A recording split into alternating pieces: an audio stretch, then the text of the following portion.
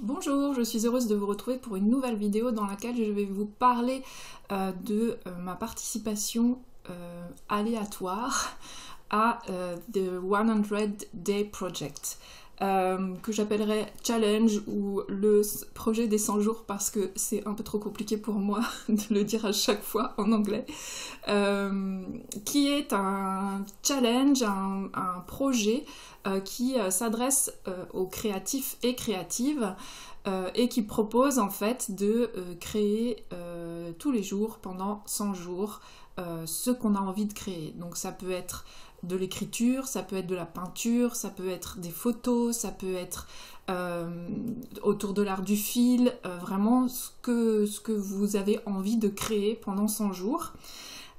Donc c'est lancé par des personnes, alors je ne connais pas leur nom, mais il y a un site qui est dédié avec des personnes qui animent ce site, et ça se passe surtout sur Instagram, puisque un des objectifs, une des contraintes je mets des guillemets parce qu'on n'est pas obligé de suivre les contraintes, vous verrez que moi je ne les suis pas du tout, c'est de partager chaque jour ce qu'on a créé. Puisqu'il y a toute une communauté en fait autour de ce challenge créatif et l'idée c'est aussi de s'engager auprès d'une communauté, et le fait de partager sur Instagram, ça va faire en sorte que c'est comme une motivation externe à nous qui fait que on va être motivé pour ce projet, et aussi ça va créer plein d'échanges, c'est ce qui est intéressant aussi. Donc vous voyez que n'importe qui a envie de créer pendant 100 jours peut le faire. Alors quel est l'objectif d'un tel défi? Alors ça peut être de communiquer.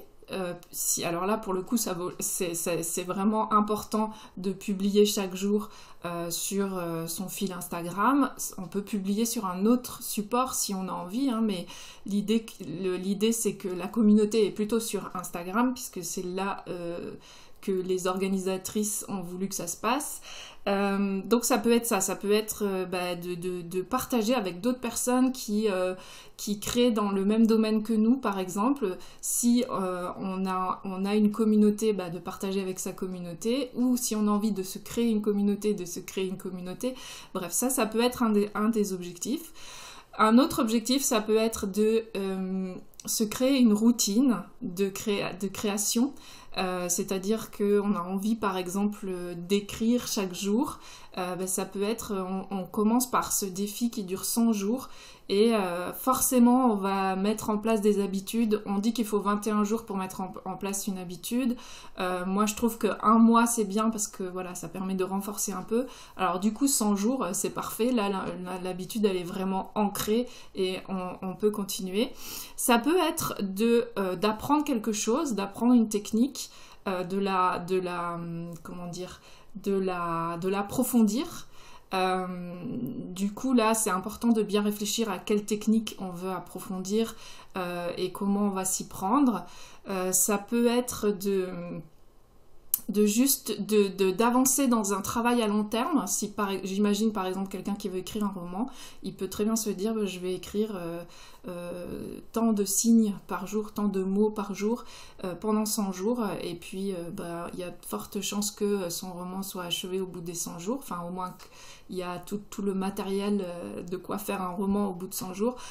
Ça peut être aussi quelqu'un qui a décidé de faire une exposition. Du coup, de fait de créer chaque jour, un peintre, on peut imaginer, il va avoir beaucoup de choses à exposer au bout des 100 jours. Voilà, il y a plein de motivations possibles. Ce qui est vraiment important si vous voulez vous lancer dans un tel défi, c'est de bien réfléchir à quels sont vos objectifs, parce que du coup, vous allez vous fixer vos contraintes en fonction de ces objectifs. Alors, maintenant, je vais vous parler, maintenant que je vous ai présenté en gros qu'est-ce que c'est que ce challenge créatif de 100 jours. Je vous mettrai les liens vers le site internet et éventuellement le compte Instagram de ce projet pour si vous voulez voir à quoi ça ressemble et si vous voulez éventuellement y participer. Alors, cette année, en fait, il y a des dates aussi. Cette année, ça a commencé le 22 février, donc ça fait pile un mois à la date à laquelle j'enregistre et je publie cette vidéo que ça a commencé. mais je pense que le principe de se lancer un challenge comme ça pendant 100 jours, si vous n'avez pas l'intention de partager, et même si vous voulez partager, vous pouvez très bien le faire en décalé, il n'y a aucun souci, et le faire à vos dates à vous quand ça vous arrange aussi, parce que peut-être que vous c'est plutôt l'été que vous êtes disponible, que vous avez plus de temps pour ça. Enfin, voilà, c'est important aussi d'aménager ce genre de défi pour qu'il soit le plus favorable à qui on est, à notre mode de vie et aussi à nos objectifs. Voilà, donc je vous mettrai les liens dans la barre d'infos. Donc, qu'est-ce qu'on peut faire au point de vue écriture, puisque c'est quand même le sujet de cette chaîne YouTube en matière de défis comme ça, de 100 jours, mais vous pouvez aussi vous faire un défi de 30 jours, mais bon là on parle du défi des 100 jours. Ça peut être donc l'idée c'est d'écrire tous les jours. Bah, écrire quoi? Alors ça peut être d'écrire une petite liste, comme je vous en ai déjà parlé, je vous en parle souvent dans les vidéos, je vous remettrai le lien pour télécharger. C'est un e-book gratuit, si vous voulez peut-être, pourquoi pas, vous lancer ce défi. Alors sur l'e-book il y a 365 sujets, bon, il y en a un petit peu moins parce qu'il y a des sujets qui reviennent, mais en tout cas voilà, il y a de quoi faire. Ça peut être, vous pouvez aussi juste vous dire, je vais écrire par exemple mes pages du matin pendant 100 jours, parce que ça c'est vraiment, ça peut être vraiment bien de tester ce type d'écriture. Donc je rappelle, les pages du matin, c'est on écrit tout ce qui vient pendant 3 pages. L'idéal c'est 3 pages, après vous pouvez vous fixer 1 page, 2 pages, et on exprime en fait tout ce qui vient, tout ce qui nous vient en tête pendant qu'on écrit ces 3 pages. Et c'est tiré du livre Libérez votre créativité de Julia Cameron. Si vous voulez en savoir plus, je vous mets un lien dans la barre d'infos vers une vidéo où j'en parle beaucoup plus longuement et où je vous explique comment moi je pratique ce type d'écriture. Ça peut être aussi vraiment d'écrire un poème par jour, donc ça peut être soit vous pouvez vous fixer la contrainte par exemple d'écrire un haïku, c'est ce qui me paraît le plus simple, parce qu'un haïku c'est un petit poème de 3 vers, mais vous pouvez aussi vous dire par exemple vous préparez un bocal avec 100 mots différents et chaque jour vous piochez un mot et vous écrivez soit un poème, soit un petit texte à partir de ce mot. Voilà, il y a plein de façons de pratiquer l'écriture au jour le jour, mais vous pouvez aussi utiliser ce défi qui dure 100 jours, d'écrire chaque jour, pour un travail d'écriture longue.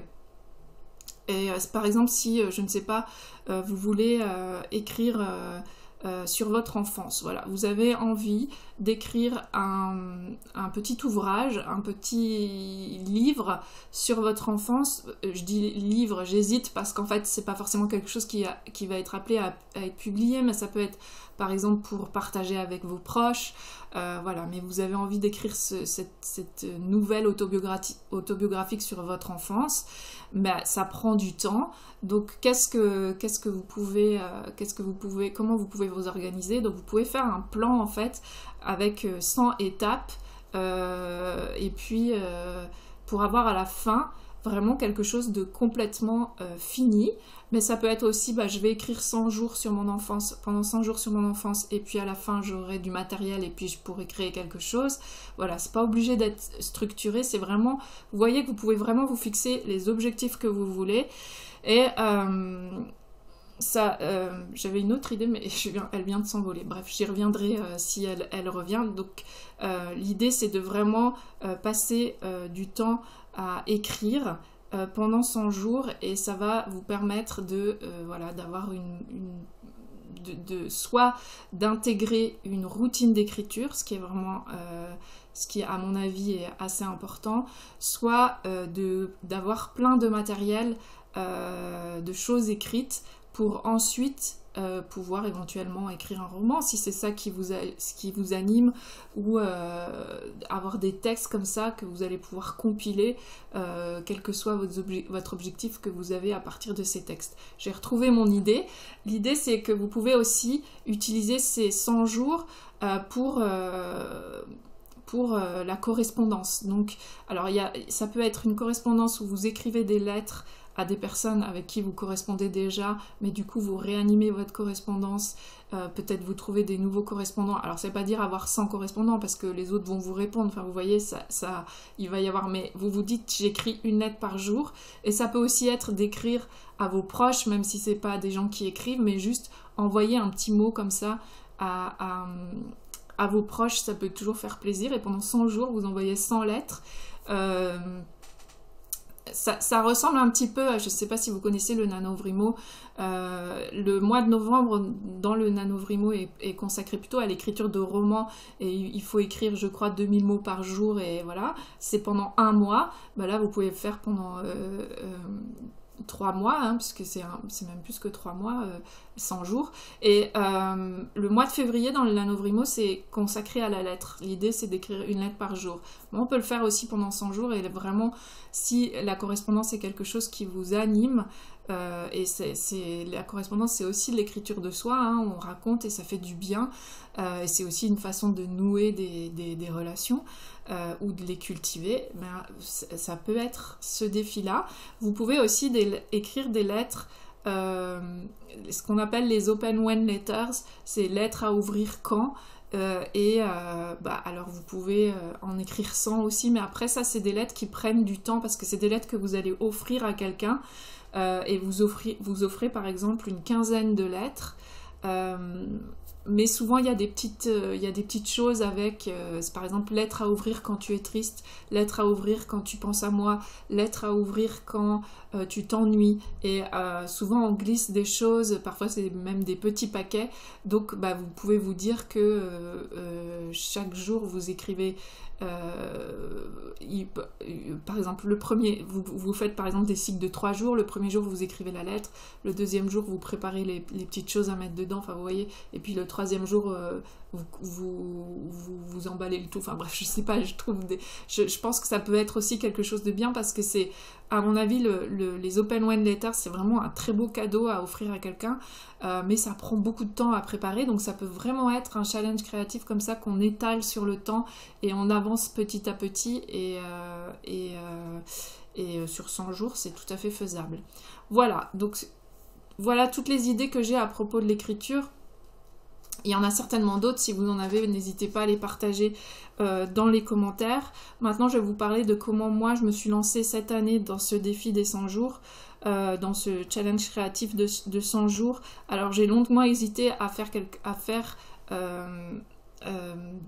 un défi autour de l'écriture, et finalement, j'ai pas fait un défi autour de l'écriture, j'ai fait un défi autour du dessin, puisque j'ai vraiment très envie d'illustrer mes journaux, de mettre beaucoup plus de dessins dans mes journaux, sauf que je ne dessine pas, c'est-à-dire que je n'ai jamais appris à dessiner, et je fais partie de cette catégorie de personnes qui, quand on lui dit de dessiner, je sais pas moi, un chat, je suis prise de panique, je me dis je sais pas dessiner, je ne sais pas dessiner. Voilà, j'ai cette croyance-là qui est vraie, puisque comme je ne pratique pas le dessin, forcément, c'est pas une science infuse, le dessin ça vient en dessinant. Donc je me suis dit je vais faire ça, je vais dessiner chaque jour. Alors, je me suis pas fixé l'objectif de dessiner chaque jour pendant 100 jours, mais je me suis fixé l'objectif de faire 100 dessins, à raison d'un dessin par jour, mais comme je ne fais pas mes routines d'écriture tous les jours, et que j'ai rattaché cette routine à ma routine d'écriture, c'est-à-dire j'écris tous les matins, et après je fais mon dessin. Mais là, mais il y a certains matins en fait où je ne le fais pas, quand je dois partir très tôt de chez moi pour X ou Y raison, ou quand je pars en voyage, alors je pars pas souvent en voyage, mais je vais voir l'un de mes enfants ou je vais voir mes parents, là c'est des moments qui sont consacrés à mes proches, et du coup je ne pratique pas l'écriture, parce que pour moi l'écriture c'est quelque chose de vraiment c'est une activité privée du domaine où je suis pas en relation avec les autres, c'est une activité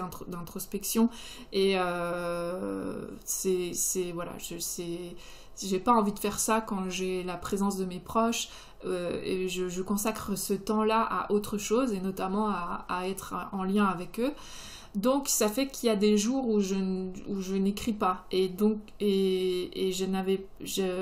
par rapport à mon objectif qui est de me détendre par rapport à cette activité de dessin, à faire tomber certaines croyances, et surtout à commencer à voilà, dessiner sans me poser de questions et sans avoir une attente aussi du résultat, c'était pas gênant que je dessine pas tous les jours.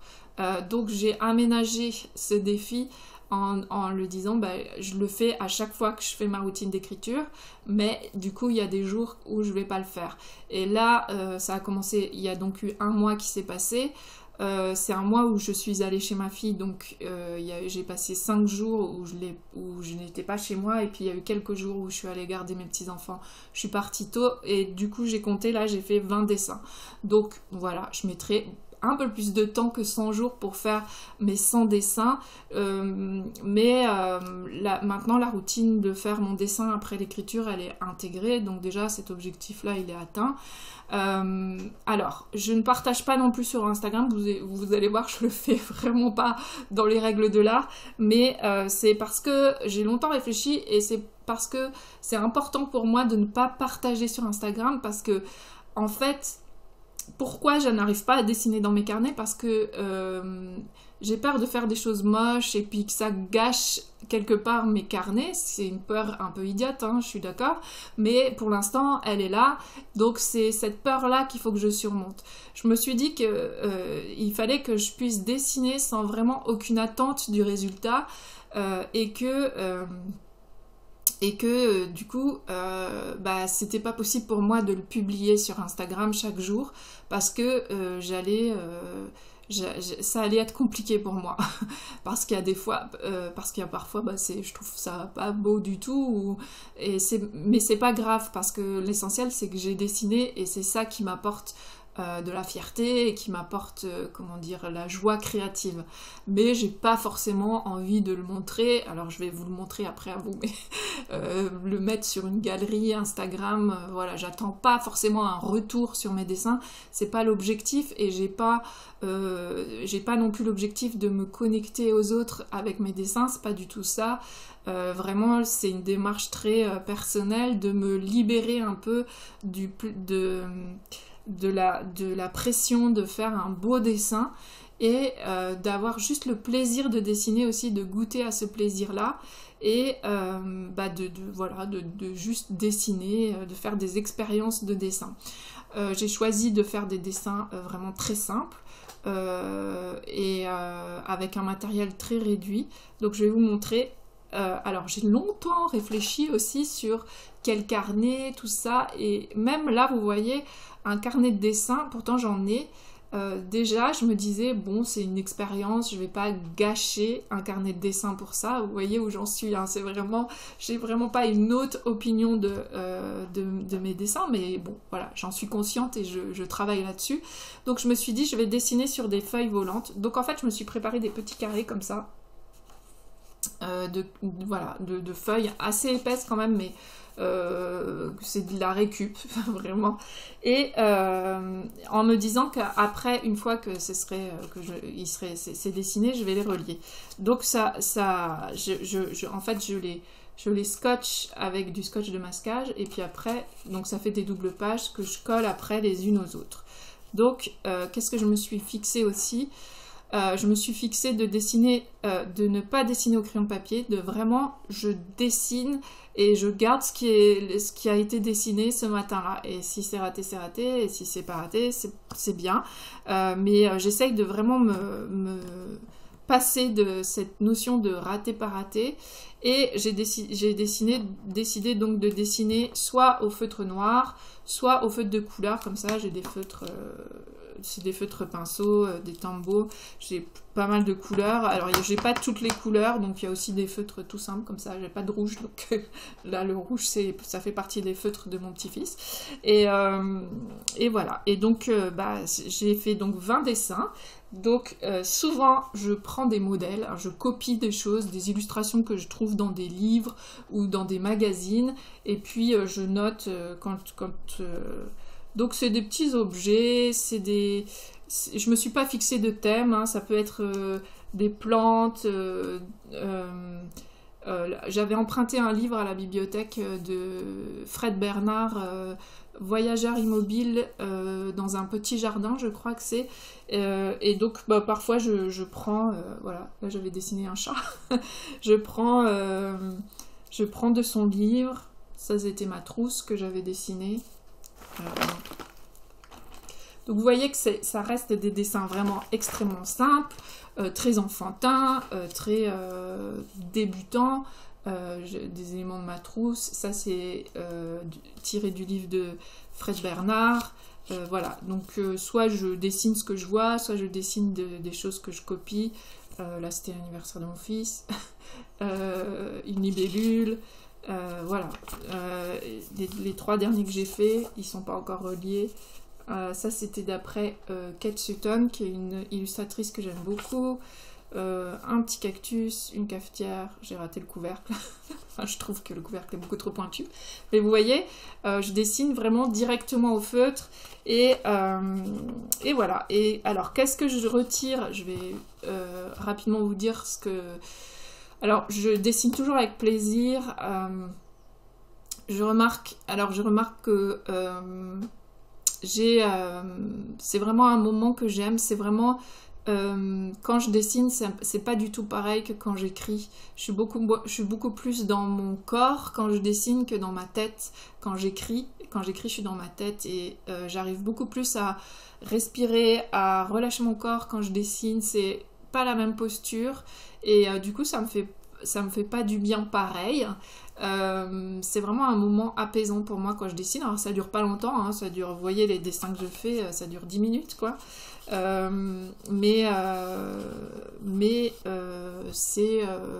C'est agréable et je me détends vraiment de plus en plus par rapport au fait de me lancer comme ça dans un dessin.